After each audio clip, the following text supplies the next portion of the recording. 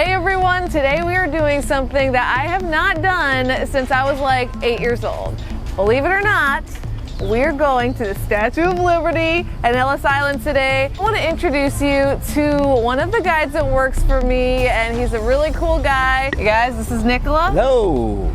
Nicola, how many times have you been to the Statue of Liberty? 978 and counting. Yeah, so I feel like I'm pretty confident in saying you know the ground every way possible and pretty much everything about this spot. So they say. Why don't you show us how to get there and let's start this tour. Of course, come on, follow us. Hold up, you guys. Before we start this video, I need to address something I recently discovered that is quite devastating. Is the Statue of Liberty in New Jersey? Take a look at this. Here's the New Jersey line. Here's the New York line. The Statue of Liberty is in New Jersey. How is New York's most famous icon in a different state? This cannot be correct. Nicola, could you please help us out here? All right, Sarah. The question is interesting, but the answer is going to be even better. Is the Statue of Liberty in New York or in Jersey? Well, geographically speaking, of course, she's in Jersey. But you know, the two states have been fighting about it, up to the point that the Supreme Court had to intervene. And the solution? Solomon style. Sovereignty is split in half. But the funny thing is how it is split. Well, the surface above the level of the waters falls under the jurisdiction of New York State. The one underneath the level of the waters, it's Jersey, which means that twice a day the border changes according to the tide. How about it? Wow, that was a close one. Thanks, Nicola. Now back to our trip to the Statue of Liberty. So we just got on the ferry. This is included in your ticket price. Everything is included in the ticket. $23.50 for adults. And that's Statue of Liberty and Ellis Island? Both of them, including some audio tour guide in 17 different languages. Woo! Where's the best place to view when you're here? Middle deck. Just don't go to the top, stay on the middle deck and take the right side, because right now you're facing Manhattan. What you don't know is that the boat is taking a left turn, so everything will be in front of you and the people from upstairs will realize the mistake they have done. So just defend this place tooth and nail.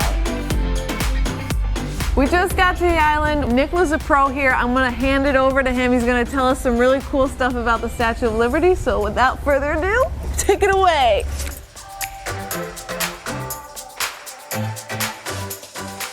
One of the things people don't know is that ever since 1916, it's virtually impossible to get as high as the torch of the statue. Why is that? Because in 1916 there was a violent explosion on Black Tom Island. A lot of bullets were sent up in the sky and some of them hit the forearm of the statue. And for safety reasons, since that day it's virtually impossible to climb to the very top. So I'm so curious, what is she holding in her hand? Oh, it's a tablet, a marble book with a date engraved, the 4th of July 1776. But originally she should have worn broken chains as a symbol of the end of slavery. Isn't it cool? So cool. Of course you're on Liberty Island. You got that amazing view of New York right here. It's absolutely stunning. You see Ellis Island, you see New Jersey, you see Lower Manhattan, you see Brooklyn, you even see Staten Island where I used to go to school. And I like how they have like little gardens all around the area. It's very, very beautiful. One thing I think is very interesting, the flame on the torch is actually covered in 24 karat gold leafing. It's only 3/4 of a pound, so not worth stealing and ending up in jail for, but she has like a fancy torch. I really like that. Very nice. All right, here's a little tip for all of you. If you want the best photo spot for the Statue of Liberty, you gotta come to the terrace directly behind her and it overlooks the entire statue. It's by far the best shot you're gonna get here. And as you can see around me, there's no one here. So definitely don't miss it to get your Instagram shot or whatever, you know, your family photo, your Christmas card.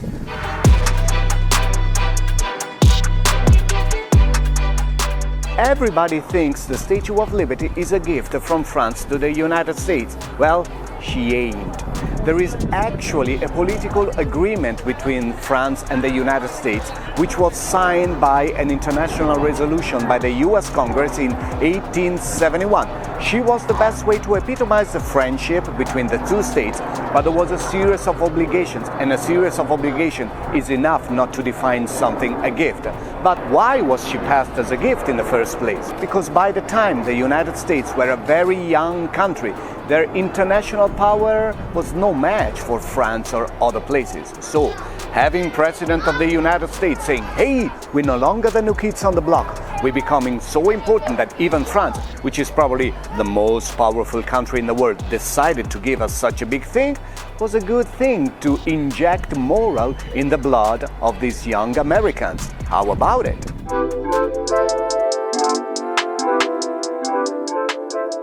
So some people may not know this, but there's actually a museum at the Statue of Liberty, and you can come in with your regular ticket purchase.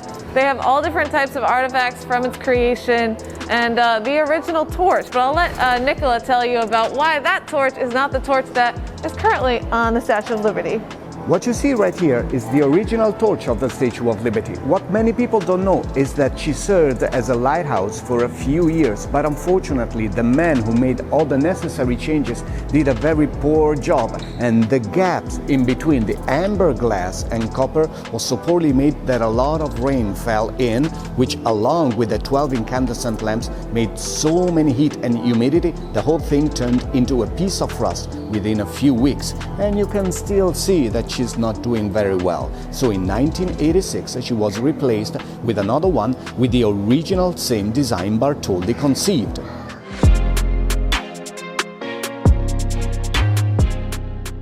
What people don't know is that the Statue of Liberty is a recycled idea. A few years before the lady came to New York, Auguste Bartholdi, the designer, had dreamed about building the tallest statue in the world in Egypt at the entrance of the Suez Canal. A lady dressed in an Egyptian attire, holding a lantern on her left hand at the entrance of the canal.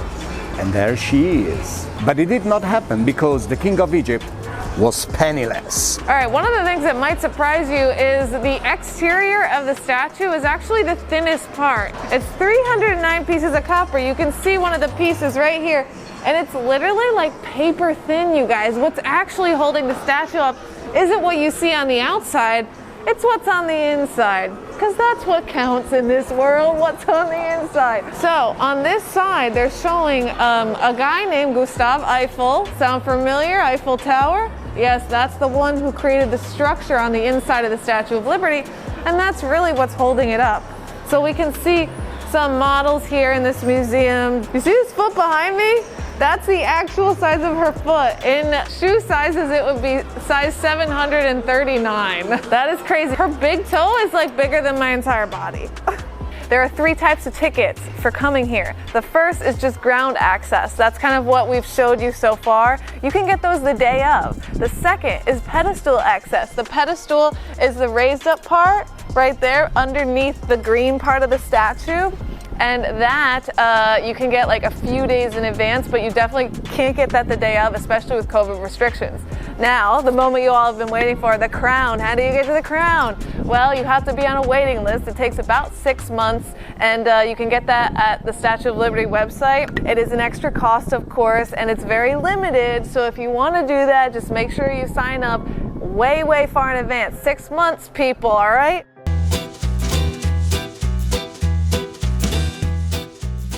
All right, we just got to Ellis Island from the Statue of Liberty. How long would you say that boat ride was? Was it like similar length? 9 minutes. 9 minutes. 12 minutes, then 9 minutes. Very precise, this one right here. So I feel like it's fair to say that you know a lot more about this than I could possibly tell. So I'll let you take it from here. This is the most famous immigration station in the history of mankind. From the first day of January 1892 to November 12, 1954, according to a very recent historical research, more than 15 million people came here. From Annie Moore, the first Irish girl, to Arnie Pedersen, the last man. A lot of people you're probably related to, because it's estimated that today 2/3 of the American people can trace their ancestors directly from the New York Harbor. And this is where American lives began for many people. How about taking a look? Please accept my apology because we cannot film inside, but there's plenty of things to know about this place. First of all, it's probably the most famous immigration station of all times, but it was not for every single immigrant. It was for third-class passengers because first and second-class people check directly in Manhattan.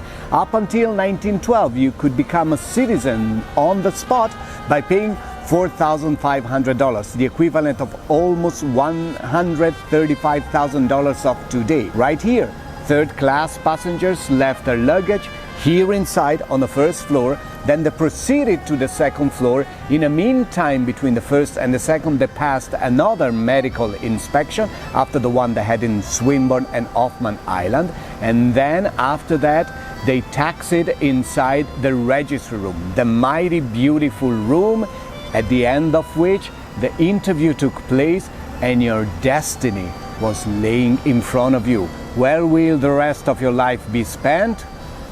Another great place here in Ellis Island is the American Immigration Wall of Honors, or more simply, the Wall of Honors, right here. 746,000 names engraved. Only one part of the more than 15 million people who came here, but still, lots of stories. It is something in progress, because when it is completed, there will be 2,200,000 names engraved. People who came here to start the rest of their lives, to fulfill their destinies. Do you know that the story that many people came here and they had the last name changed is actually a legend? Not even one name was changed in Ellis Island. Prior to the visa era, the only form of identification for people was actually the answer to the question the clerks asked here. Because by the time people bought a ticket, they already answered these questions and they were written on the boat manifest. So when they showed up here, they had to answer the same questions the same ways. That was the identification. In other words, nobody wrote anything down. All this story about the registers of Ellis Island, it's a myth. There are such books, but they're simply a collection bound together of all the ship manifests. So, if the name were misspelled, they were misspelled at the departing harbor, never here. Look at this. I looked for my name, and we have a whole collection of different funks. The Bernard Funk family, that could possibly be, my grandfather's name was Bernard Funk. However, I just recently learned from my dad that couldn't have been my family because you have to pay to get your name engraved here, and we were too cheap. Hey, you know what? I'm just gonna pretend that this is my family, and that's what we're gonna go with. But there's some funkies, F-U-N-K-E. That's pretty cool. I'm kind of jealous. Honestly, that would be the best name ever. So this is the area of Ellis Island where you can actually check to see your own ancestry. You just sit at one of these desks and you can Google it up. It costs $7. You could do it here, or you could do it at home from your computer. Those of you watching, if you want to figure out if your family came through Ellis Island, check out this website right here, and you can search that right from the comfort of your own home. How lovely. And just pretend that you're in Ellis Island while you're doing it in this terrifying cubicle land. And that's it, you guys. That was a very abbreviated version of the Statue of Liberty and Ellis Island tour. Now, if you want to do that full tour, I'm pretty sure he can hook that up for you. You can do private tours with Nicola. He runs our food tours occasionally. He'll be doing some other tours for us really soon. But Nicola, how can people find you? Oh, well, there's only one way. Yellow Shoes Tours. You can find him easily because they just glow. It's like, where's Nicola? Oh, there he is. Anyway, thanks for watching. Give this video a like if you enjoyed. Subscribe. Check out Nicola's channel as well, and we'll see you next time. Thanks for watching. Bye.